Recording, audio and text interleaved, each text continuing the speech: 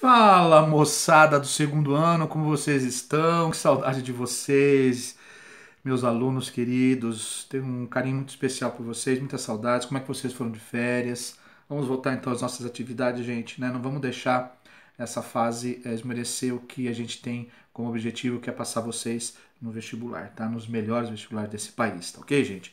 Então, com essas videoaulas, a gente vai se sentir mais próximo, a gente vai estar mais próximo, vamos conversar, né? Vamos trocar figurinhas no WhatsApp também, com algumas dúvidas, não tem importância. Vamos agora, a partir de hoje, se dedicar totalmente aos estudos de vocês, tudo bem? Tá? Não deixe de ter rotina, de estudar, de leitura, de fazer exercícios, tudo bem? O que eu vou fazer com vocês? Nessa primeira videoaula, para a gente retomar, eu vou retomar algumas coisinhas para que vocês possam lembrar, né? Eu vou retomar o Primo Basílio e a Cidade às Serras, né? Vou deixar o crime do Padre Amaro, porque nós já trabalhamos bastante o crime do Padre Amaro, e eu não trabalhei muito bem os exercícios do Primo Basílio e da Cidade às Serras. Então a gente vai exercitar um pouco, né? E vamos relembrar com os exercícios alguns tópicos importantes desse livro. Aí a relíquia, como eu tinha já prometido para você, a gente vai estudar um pouco melhor lá na aula de laboratório de obras literárias. Tudo bem então? Tá? Então, vamos seguindo. Então, essa primeira videoaula é assim. Na outra videoaula de literatura, a gente vai já entrar em assunto novo, que é o realismo e naturalismo no Brasil. Por enquanto, nós estamos estudando realismo e naturalismo em Portugal. Essa de Queiroz. Então, peguem a apostila de vocês, por favor, na página 158, que a gente vai trabalhar alguns exercícios do Primo Basílio e da Cidade às Serras. Então, olha só. Segundo exercício, gente. Talvez alguns exercícios um ou outro a gente já fez em sala, mas eu vou retomar para a gente lembrar algumas coisas, tá? E outros a gente realmente não fez. Vamos lá. Segundo exercício. Tinham passado 3 anos quando conheceu Jorge. Ao princípio não lhe agradou. Não gostava dos homens barbados. Depois percebeu que era a primeira barba, fina, rente, muito macia de certo. Começou a admirar os seus olhos, a sua frescura, e sem o amar sentia ao pé dele, como uma fraqueza, uma dependência, uma quebreira. Uma vontade de adormecer encostado a seu ombro e de ficar assim muitos anos confortável, sem receio de nada. Que sensação quando ele lhe disse: Vamos casar, hein? Viu de repente o rosto barbado, com os olhos muito luzidios sobre o mesmo travesseiro ao pé do seu. Fez-se escarlate. Jorge tinha-lhe tomado a mão. Ela sentiu o calor daquela palma larga penetrar, a tomar posse dela. Disse que sim. Ficou como um idiota e sentia debaixo do vestido de merinho dilatar-se docemente os seus seios. Estava noiva, enfim. Que alegria, que descanso para a mamãe. Para a mama. Bom, é importante entrar em contato com os trechos do livro, gente, porque o que nós analisamos, né, analisamos as características, né, é importante a gente linkar o que a gente fez com os trechos do livro. Então, olha só o que pergunta. Ó. Nessa obra, essa aborda o tema do adultério e aponta os comportamentos amorais e o casamento por conveniência práticas comuns na sociedade burguesa lisboeta. Que elementos contidos nessa passagem revelam o caráter volúvel e interesseiro de Luísa? Ó, a gente pode falar aqui, ó. Primeiramente, ela não se interessou, né? E depois que ela se interessou, sentiu-se confortável ao seu lado. Olha o caráter volúvel dela, né? Mesmo sem amá-lo, sentia segurança. Olha só, tá? E daria descanso para sua mama, né? Então, o Essa de Queiroz critica no Primo Basílio, gente, exatamente a instituição do casamento, que é visto mais o quê? Para a sociedade, né? É uma coisa mais aparente do que uma coisa mais essencial, que é referente ao amor. Então, a parte financeira pesa muito nessa relação amorosa. Tudo bem, gente? Tá? Lembraram mais ou menos aí, então? Tá ok. Vamos agora, gente, por favor, para a página 160, a questão número 2 também do Primo Basílio. Olha lá, tá? Vou ler para vocês. O Castro ergueu-se a bufar e, com os dentes cerrados, os braços abertos, rompeu para ela. Diante daquela luxúria bestial, Luísa, indignada, agarrou instintivamente de sob a jardineira o chicote e deu-lhe uma forte chicotada na mão. A dor, a raiva, o desejo enfureceram-no. Seu diabo rosnou, rangendo os dentes. Ia-se arremessar, mas Luísa, então, erguendo o braço, revolvida por uma cólera frenética, atirou-lhe chicotadas rapidamente pelos braços, pelos ombros, muito pálida, muito séria, com uma crueldade a reluzir nos olhos, gozando uma alegria de desforra em fustigar aquela carne gorda. Né? Vocês lembram que a, a Juliana, né, a empregada, né, da Luísa, né, ela descobriu o caso que a Luísa tinha com o primo Basílio, né? E ela pediu em troca para ficasse quietinha algum dinheiro, né? E a Luísa não tinha dinheiro nenhum. Aí a Luísa tinha uma amiga, né? Uma amiga que era da pá virada, né? Lembra que até o apelido dessa amiga era pão de queijo, né? Passava na mão de todo mundo, né? Tá? E essa amiga deu a ideia para a Luísa. Eu tenho um amigo meu que gosta de mulheres que nem você, igual você. Vai lá e pede dinheiro, faz, se insinua, né? Se entrega para ele e ganha esse dinheiro, que é o Castro, que é exatamente essa cena, né? Aí logo abaixo, gente, desse texto tem o quê? Tem uma caricatura do Charles Darwin, né? O Charles Darwin é um dos criadores, né? O criador, né? Da teoria do evolucionismo, né? Do mais forte, do mais fraco, ok? Bom, agora só. Depois de considerar o texto de Essa de Queiroz e a caricatura sobre o teorizador do evolucionismo, observe as afirmações. Primeira afirmação. O escritor português Essa apresentou fundamentos de tese evolucionista ao ressaltar elementos animalescos em suas personagens humanas, como nas expressões bufar, luxúria bestial, rosnou, ranger os dentes. Lembra que nós comentamos isso, gente, né? Essa coisa do grotesco, né? No Primo Basílio, olha aí. Tá vendo como é bom a gente entender a característica e identificar a característica. Tá aí o grotesco, a coisa animalesca, o animal, né? A coisa do instinto sexual aqui, né? Olha só, né? Luxúria bestial, rosnou, rangeu, bufou, tá? Então tá certa essa. 2. A incorporação de princípios da tese proposta por Darwin é muito típica na literatura realista. Natureza da Costa de Queiroz fez parte e muito do que escreveu. Sim, né? Sim, o mais forte vai sobreviver, né? Essa que é a teoria do evolucionismo. Então a sociedade vai dar abertura para quem? Para quem é mais forte, para quem tem dinheiro, para quem não precisa ter dinheiro, mas para quem tem a esperteza de angariar tudo isso, tá ok? Mais forte, evolucionismo. 3. A caricatura que apresenta o naturalista britânico Darwin com o corpo de Simeon aparentemente a cortejar uma mulher lembra em parte a cena descrita dessa do qual Castro está desejoso por Luísa. Sim, né, o grotesco, feio, um animal, um macaco, né, desejando a mulher, né, ou seja, o desejo animalesco, o instinto animalesco, tá ok? Tá? Do evolucionismo também. Quarto, essa de Queiroz também incorporou elementos da literatura do arcadismo, como o Carpe Diem, na passagem Gozando uma Alegria de Desforra, o mesmo fundamentado por ser verificado na caricatura sobre Darwin, do qual o ser masculino instiga a mulher à prática social. Não tem nada a ver aqui, né, gente, o Carpe Diem com essa situação, tá? Carpe Diem, a relação do arcadismo, né? O barroco também tinha o Carpe Diem, mas o Carpe Diem diferente do Carpe Diem e do arcadismo, mas não tem nada a ver o Carpe Diem aqui, é do arcadismo, tá? Então, ficamos com a resposta B de bola. 1, 2 e 3 são corretas, tá?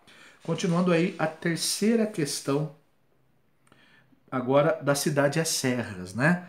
O livro do Essa de Queiroz, Cidade às Serras. O Primo Basílio pertence à segunda fase, né? Do escritor Essa de Queiroz. A Cidade às Serras já pertence à terceira fase. Isso é importante vocês lembrarem. Lembrarem exatamente o quê? Qual que é a diferença da segunda fase do Essa para a terceira fase do Essa? A segunda fase é uma fase crítica, né? De crítica ácida ao clero, à burguesia, a qualquer coisa, né? A religião. A terceira fase do Essa já é uma fase mais amena. Parece que ele está se reconciliando, né? Ele tem otimismo em relação ao ser humano. A segunda fase é muito pessimista em relação ao ser humano, né? Agora a terceira fase parece que o Oeste Queiroz está tentando entrar num equilíbrio, né? Vai dar possibilidade, inclusive, para que o país, Portugal, tenha um certo sonho de voltar de novo a ser aquela nação poderosa que é ela. Então é uma fase totalmente otimista, né? Ou se posicionando para o otimismo. Cidade às Serras.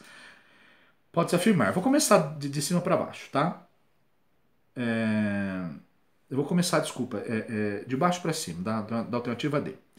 É um romance de tese e psicológico, de viés subjetivo, uma vez que, narrado em primeira pessoa, esboça o mundo interior de Jacinto em oposição ao de José Fernandes. Gente, não está até errado isso aqui, né? Tá? Tudo bem que é um romance de tese, até um termo um pouco de psicológico, mas um viés subjetivo talvez não. É mais uma relação objetiva aí, né? Tá? E o mundo interior de Jacinto em posição de José Fernandes. Tá bem relacionado, mas um completa o outro, tem o espelho do outro, lembra lá? Né? Que é o Dom Quixote, um é o Dom Quixote, outro é o Sancho Panza. Então isso aqui está completamente errado. É uma obra de análise crítica ao apego exagerado às tecnologias da época, entendidas como índice de felicidade e civilização. Tudo bem até aqui. Mas rejeitadas pelo Jacinto? Não, o Jacinto no começo aceita isso, né? Tanto é que tem aquela fórmula: suma potência mais suma ciência igual a suma felicidade, né? Letra B. É um romance, o romântico parou por aí. É um romance realista, né? Realista. Tudo bem que é da terceira fase, mas ainda tem alguma certa crítica aí, né? Tudo bem? A letra A é um romance pós-realista. Ó, porque pós-realista, gente, parece então que ele está tendo essa relação de a terceira fase é uma fase mais voltada para esse pós-realismo, né? Tudo bem? Porque pós-realista marcado pela desilusão e pelo abandono das ideias realistas, voltando-se para os valores com o nacionalismo e a vida pura do campo. Vocês entenderam? É um romance dentro do realismo, mas com características pós-realistas, né? Porque se desvincula um pouco, né? Que deu quase um ar, deu quase, né? Uma tendência aí de otimização, né? De idealização, tá? Mas ao mesmo tempo tem uma crítica, que é uma crítica severa ao consumismo, uma crítica severa ao exagero da tecnologia. Tudo bem? Então ficamos com a alternativa A, tá? Gente, pulando, vamos para a página 161, lá o exercício de superação. Olha só. Leia o trecho da Cidade e as Serras de Eça de Queiroz e responda ao que se pede. Então, de trás da ombreira da taverna, uma grande voz bradou, cavamente, solenemente: Bendito seja o pai dos pobres! E um estranho velho de longos cabelos brancos, barbas brancas, que lhe comiam a face cor de tijolo, assomou no vão da porta, apoiando a um bordão com uma caixa tiracolo, e cravou em Jacinto 2 olhinhos de um brilho negro que faz carvo. Era o tio João Torrado, o profeta da serra. Logo lhe estendi a mão, que ele apertou sem despegar de Jacinto os olhos, que se dilatavam mais negros, e mandei vir outro copo. Apresentei Jacinto, que coroara embaraçado. Lembra que quem narra a história é o José Fernandes, né? Não é o Jacinto, é o José Fernandes, o narrador. Tá? Pois aqui o senhor de Tormes. Olha o João Torres falando, né? Pois aqui o senhor de Tormes, que fez por aí todo esse bem à pobreza. O velho atirou para ele bruscamente o braço, que saía cabeludo e quase negro de uma manga muito curta, a mão. E quando Jacinto lhe deu a mão, depois de arrancar vivamente a luva, João Torrado longamente lhe reteve com um sacudir lento e pensativo, murmurando: mão real, mão de dar, mão de quem vem de cima, mão já rara. Eu então debrucei a face para ele, mais em confidência. Mas, tio João, ouça cá. Sempre é certo você dizer por aí pelos sítios que o el-rei Dom Sebastião voltara? Bom, vocês lembram, né, que o Jacinto morava em Paris, né, tinha toda aquela relação com a tecnologia, né, aí ele percebeu que a tecnologia não lhe trazia felicidade, ele era de Portugal, né, não, ele nasceu na França, mas a família toda descendente de Portugal, daí ele veio para Tormes, né, na região das serras, ficou encantado com as serras, né, tudo e ele começou a fazer o bem para as pessoas da serra, para os seus funcionários, aumentou o salário, criou escolas, né, doenças, ele ajudou a curar com os médicos, né, enfim, ele começou a ajudar os pobres. Aí a população de Tormes começou a falar: é o pai dos pobres, é o Dom Sebastião que voltou para nos dar conforto novamente. Lembra que eu comentei para vocês, o mito do sebastianismo, né? O Dom Sebastião, o rei de Portugal, que morreu na batalha de Alcácer, né? Tal. Aí o povo português tem esse mito do sebastianismo e criaram. E como o Jacinto praticava o bem, eles falaram: Dom Sebastião voltou, né? Tudo bem? Então, no trecho, letra A, no trecho Jacinto é chamado pelo velho pai dos pobres. Essa qualificação indica que Jacinto mantinha com os pobres da serra uma relação democrática e igualitária? Não era uma relação democrática e igualitária, ele fazia o bem. Mas por que não era uma relação democrática e igualitária, gente? Igualitária? Porque o Jacinto não deixou de ser o dono das terras, né? O Jacinto continua sendo o proprietário, o homem de poder, né? E ele faz um papel paternalista, que é o pai dos pobres, tudo bem, né? Mas ao mesmo tempo ele mantém a distinção de classes, né? Ele é o poderoso e os seus empregados são seus empregados. Ele é bom, apenas isso, tá? A letra B. Tendo em vista o contexto da obra, explique sucintamente por que o narrador no final do texto se refere ao rei Dom Sebastião. Exatamente por causa do mito do sebastianismo, né? A vontade, de novo, de Portugal estar tal como na época de Dom Sebastião, no topo do mundo, tá? Ok? Essas são essas relações. Bom, no Enem é assim, vamos lá, vamos para o exercício número 4. Olha lá, o exercício número 4, o primo Basílio. Vamos lá. Então a gente está relembrando. Precisa dar certo? Primo Basílio. Vamos lá, ó. Exercício 4. Que vida interessante a do primo Basílio, pensava. O que ele tinha visto? Se ela pudesse também fazer as malas, partir, admirar aspectos novos e desconhecidos, a neve nos montes, cascatas reluzantes, como desejaria visitar os países que conhecia nos romances? Ó, como desejaria visitar os países que conhecia nos romances? Olha a ociosidade da Luísa, né? A crítica que o Wesley de Queiroz faz a quem lê os livros românticos, querendo ser tal como as personagens do livro romântico, tá? Então, uma crítica veemente aqui, tá? A Escócia, os seus lagos taciturnos, Veneza e seus palácios trágicos, aportar as baías onde o mar luminoso e faiscante morre na areia vúvia. Olha a idealização da Luísa, gente. E das cabanas, dos pescadores, do teto chato onde viviam as grazielas, ver azular-se ao longo das ilhas os nomes de nomes sonoros, ir a Paris, Paris sobretudo. Olha, Paris era a cidade da cultura, a cidade da moda, né? Tá? Mas qual? Nunca viajaria de certo, eram pobres. Jorge era caseiro, pão lisboeta, né? Como seria o patriarca de Jerusalém, imaginando de longas barbas brancas, reclamando de ouro, entre instrumentações, solenes e rolos de incenso? E a princesa de Alvegard? Deveria ser bela, de uma estatura real, vivia cercada de pajes, namorava-se de Basílio, a noiva escurecia, outras estrelas luziam. Mas de que servia viajar, enjoar nos paquetes, bocejar nos vagões, e numa diligência muito sacudida, cabeçar de sono pela serra das madrugadas frias? Não. Não era melhor viver num bom conforto, com o marido terno numa casinha abrigada, colchões macios, uma noite de teatro às vezes, e um bom almoço nas manhãs claras, quando os canários saem? Olha só, acho que é bom viver contra. Ai, meu Deus, a Luísa é uma pessoa completamente confusa, tal a qual a Emma Bovary. Lembra que eu comentei para vocês do livro, lá do livro também que deu origem ao naturalismo francês, né? A Madame Bovary, né? O livro, né? Tá vendo? Gustavo Colbert, né? Vamos lá, ó. Era o que ela tinha, era bem feliz. Então veio-lhe uma saudade de Jorge, desejaria abraçá-lo, tê-lo ali, ou quando descesse, ir encontrá-lo, fumando o seu cachimbo no escritório com seu jaquetão de veludo. Tinha tudo ele para fazer uma mulher feliz, orgulhosa, era belo, com os olhos magníficos, terno, fiel. Não gostaria de um marido com uma vida sedentária e caturra, mas a profissão de Jorge era interessante. Descia aos poços tenebrosos das minas, um dia perrava as pistolas contra uma malta revoltada, era valente, tinha talento, involuntariamente, porém, o primo Basílio, fazendo flutuar os seus bourbons brancos pelas planícies da Terra Santa ou em Paris, direito da almofada, governando tranquilamente os seus cavalos inquietos, davam-lhe a ideia de uma outra existência, mais poética, mais própria para os episódios do sentimento. Então ela aqui está lutando, né? O primo Basílio pode oferecer isso, o meu marido pode oferecer aquilo, né?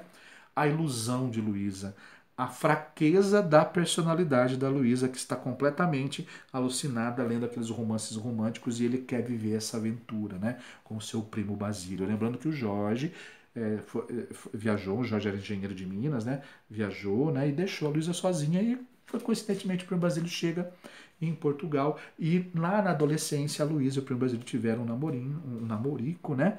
E agora o Jorge, já adulto, a Luísa também adulta, vão ter um caso aí, né? Olha lá. Em O Primo Basílio, há um matrimônio efetuado no ar por Luísa, uma adolescente tonta de todo cheia de uma vida imaginativa e vegetativa, que se revela frágil com o afastamento do marido Jorge, que vivia a viagem para o Alentejo, né? As suas minas, e a chegada do sedutor Brasílio, que eu te comentei. O trecho final do excerto dava-lhe a ideia de uma outra existência mais poética, mais própria para os episódios de sentimento. Confirma a ideia de Moisés de que Luísa é cheia de uma vida imaginativa. Considerado em seu contexto, Entende-se que a construção do personagem funciona como... Vou dar a alternativa aí primeiro, né? Ó. Retomada da concepção de racionalismo, por exemplo, do Barroco. Essa é a personagem Luísa? Não. Manutenção da ideia da racionalidade comum no classicismo? Não, a Luísa não é racional, não é classicista. Ironia em relação ao sentimento exacerbado do realismo? Não, o realismo não tem sentimento exacerbado, né? Resignação do conceito de sentimentalismo do arcadismo? Muito menos arcadismo. Então sobe a letra A, ó. Crítica ao subjetivismo e à idealização próprias do romantismo. Esse é o livro O Primo Basílio, do Enéas de Queiroz. Critica esse subjetivismo drástico, essa idealização de vida, de amor, né? Não tem nada disso no realismo, tá? Mas essa é a personagem Luísa. Dentro de um livro realista, é uma personagem romântica, né? Tá? Totalmente indecisa, totalmente vivendo nos sonhos, tá? Tudo bem? Olha lá, os textos agora de 5 a 8 pra gente finalizar, tá bom, gente? Para 163, olha lá. O Mero veio com efeito às 3 horas. Luísa estava na sala ao piano. Era o primo dela, né, que veio. Está ali o sujeito do costume, foi dizer Juliana. Juliana era empregada, né? Olha o tom. Está ali o sujeito do costume, quer dizer, costume porque o Basílio estava indo diariamente na casa da Luísa e o seu marido fora, né? Ah, meu primo Basílio, mande entrar. E chamando-a.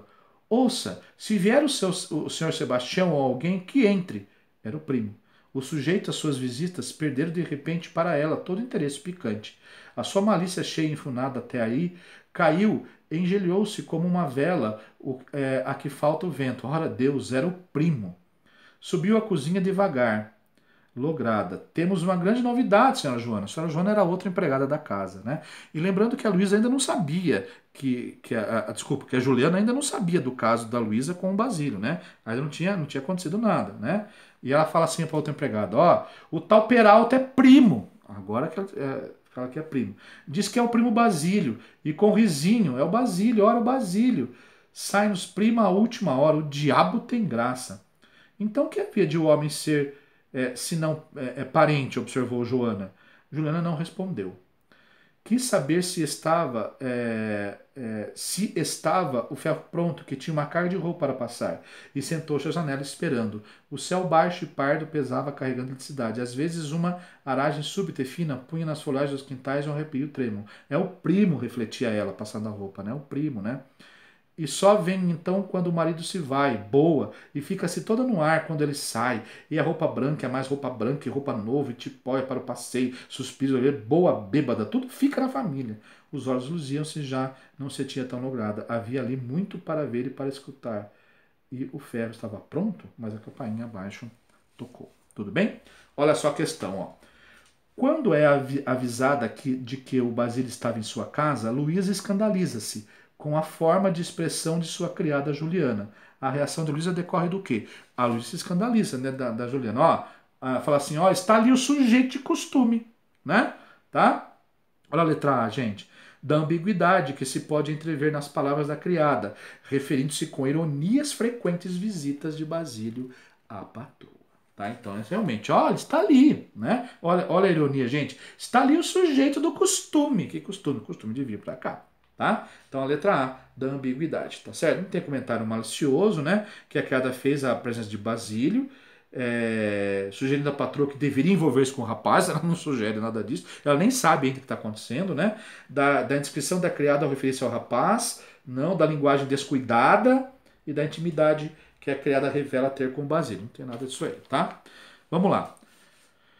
Olha só, agora para a gente focar nessa parte do texto, ó, é primo, refletia ela, e só vem então quando o marido se vai, boa, e fica aí todo-se no ar quando ela sai, é roupa branca, é roupa mais branca, é roupão novo, e tipo vai para o passeio, suspiro, orelha, boa, bêbada, tudo fica, olha a Juliana reclamando, né? Que parece que dá mais trabalho esse primo Basílio para ela, por causa das roupas que a Luísa quer usar. Nas reflexões de Juliana está sugerido que acaba por ser tema gerador desse romance de Enéas Queiroz. A saber, qual que é o tema do romance gerador de Enéas Queiroz? A instituição do casamento, o triângulo amoroso, né? Olha só, olha a letra A. A vingança em que Luísa vitimiza seu almirante Basílio? Nada a ver. Letra B. O triângulo amoroso em que Basílio ocupa o lugar de amante? Ok. Letra C, não, o casamento por conveniência no qual Luísa foi lograda? Não foi logrado. O amor impossível, em nome do qual Luiz abandona o marido, não vai abandonar o marido, gente, vocês sabem disso. Letra E, o casamento por interesse mediante a compra do amor de Basílio também não vai comprar o amor de Basílio, porque o Basílio é um hipócrita. Basílio é um Dom Juan às avessas, né? Tudo bem? Então ficamos com a alternativa B de bola. Olha a sétima questão. A leitura do parágrafo permite concluir que as reflexões de Juliana são pautadas. Reflexões de Juliana, né? É a prima, refletia ela. E só então, quando o marido se vai, boa, né? Pela falta de interesse que tem. Ó, letra A. Pela insatisfação de contemplar o bem-estar da família. Pela falta de interesse que tem de se ocupar dos afazeres domésticos. Você viu que ela fala aqui, ó. Aí sai a roupa branca, a roupa mais branca e a roupa nova, é tipóia. Ela tá passando a roupa e pensando nessas coisas. O que eu tô fazendo aqui, né? A Juliana é uma. Gente, é muito triste a vida da Juliana. É uma empregada que não quer ser empregada, que não gosta de ser empregada. Ela tem sonho de ser patroa, né? Tanto é que no livro Primo Basílio há inversão de papéis quando a Juliana descobre que a Luísa tem um caso com o Primo Basílio, né? A Luísa passa a ser a empregada e a Juliana passa a ser a patroa da Luísa. Uma metáfora muito bacana aí da luta entre as classes burguesia e a proletariada, né? Então ficamos com a alternativa B de bola, tá? A letra C não, pelo descaso, pelo conformismo não. Letra D, letra E, ressentimento, não. Oitava e última questão, gente. A leitura do trecho de O Primo Basílio em seu conjunto permite concluir corretamente que essa obra, letra A, faz explicitamente a defesa das instituições sociais com a família? Não faz a defesa, né? Letra B, expõe a sociedade portuguesa da época para recuperar a tradição e os vínculos sociais, não vai recuperar nada. A segunda fase, O Primo Basílio, é uma fase crítica do essa, pessimista. Letra C. Retrata a sociedade portuguesa da época de forma romântica, idealizada? Forma realista. Letra D. Traz as relações humanas de forma idealista, ainda que recupere a ideologia vigente. Idealista? Não. Sobrou a letra E. Faz um retrato crítico da sociedade portuguesa da época, exibindo seus costumes. Exatamente, tá? Tudo bem? Então revisamos, gente, algumas coisinhas aí do Primo Basílio, da Cidade às Serras, né? Do Eça de Queiroz. É a primeira videoaula, só para vocês entrarem já com gás aí, né, gente? Não esqueçam, são três obras importantes por enquanto do Eça, O Crime do Padre Amaro, O Primo Basílio, A Cidade às Serras. A Relíquia, a quarta, uma obra muito importante, e nós vamos trabalhar no laboratório de obras mais adequadamente. Tudo bem, moçadinha? Próxima aula de literatura, matéria nova, tá? Realismo e naturalismo no Brasil. Ok, gente? Moçada, grande abraço com vocês, grande satisfação de estar de novo com vocês aqui, de estar conversando com vocês sobre literatura, sobre análise de livros, que eu adoro fazer isso, tá? Um grande abraço para vocês. Tchau, tchau, gente.